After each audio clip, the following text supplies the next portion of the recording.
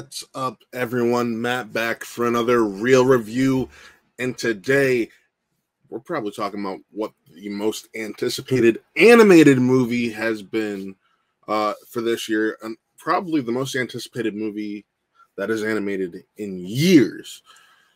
I personally love animation. I'm putting that out there right now, but you can't deny that animation has kind of taken a hit over the last decade of being too kiddish. Now, some things that have come out over these last few years have kind of bucked against that theory, like HBO Max's Harley Quinn series. Then we got Spider-Verse, or Into the Spider-Verse, which was that first animated film that felt like it was for all ages. Didn't matter if you were 5, 10, 40, 30, 25. It felt like an all ages film. So now, as we get into the sequel, Spider-Man Across the Spider-Verse, we're honestly getting that same feeling. But now on a much larger and much geekier scale. I won't lie, this plot is hard to really dig into without spoiling a ton. So I'll keep it at this. Essentially, we are presented with a story that's equally about Gwen as it is Miles, and how each of them are coping with their secret identities. And one hand, you have Gwen, who her dad's the captain, and you gotta figure that's putting a strain on their relationship. And as a foil, you have Miles, whose father is just about to be promoted to captain, and they're both hiding these big secrets, the same secret essentially, from their family, and making it so things are hard.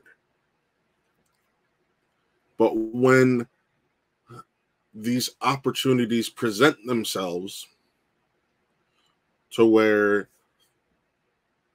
they are given the chance to join this secret spider society that is almost every Spider-Man in existence, save for one, we see the world that we know of expand and grow exponentially. However, in Miles' case, there's a storm brewing, and the villain, the Spot, who surprisingly has some interesting ties to the first film, but I'll save that for a spoiler review I plan on doing of this film this weekend. I was just completely immersed in the world provided.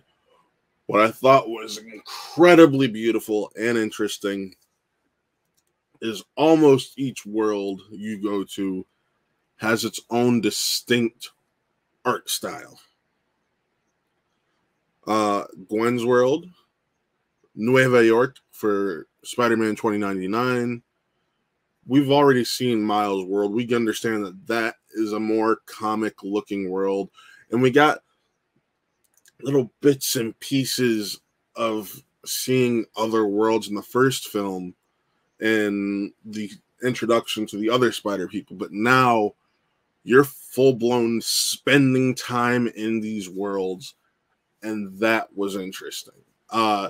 Being able to get an idea of what each world looks like is interesting, and that sometimes the animation completely carries over from those worlds. I mean, granted, we saw that with like a Penny Parker, where her animation style didn't change even though she was in Miles' world.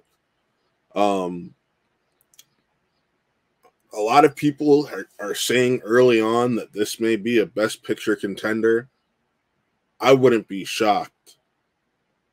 It's very hard to tell a partial story successfully in a part 1 and a part 2.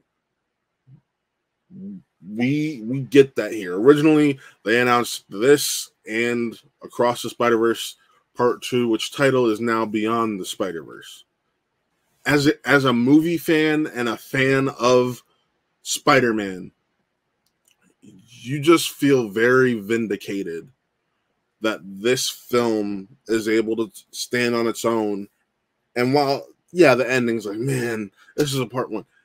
Outside of the ending, this movie feels like its own standalone film that is going to have people arguing are the 2 best Spider-Man films we've ever gotten animated. Personally, I'm on that train because this is, outside of maybe the runtime, a damn perfect movie.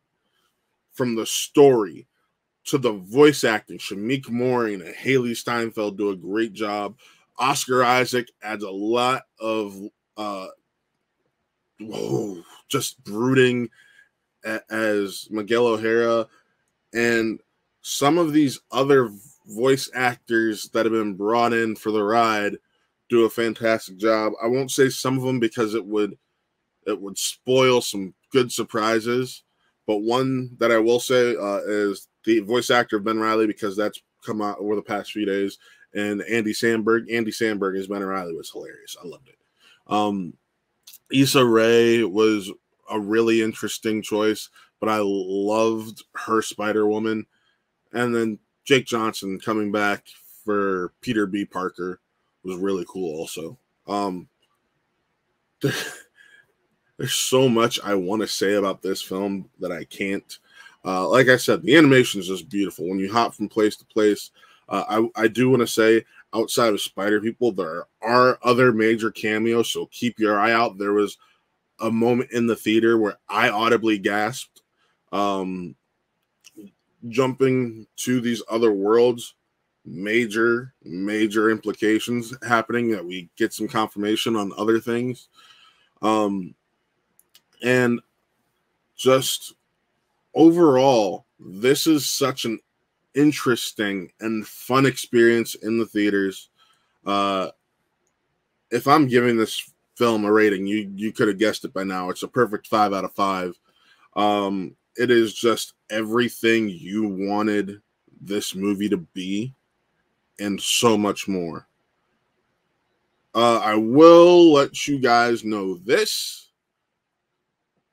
Maybe staying post credits is not necessary. In my press screening, there was no post credit scene, so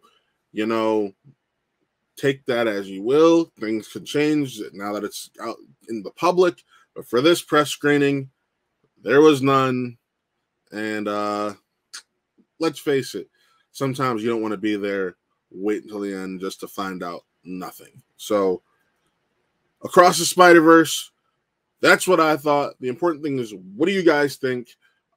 Be sure to like, subscribe, and comment on everything we do over here at What Real Entertainment.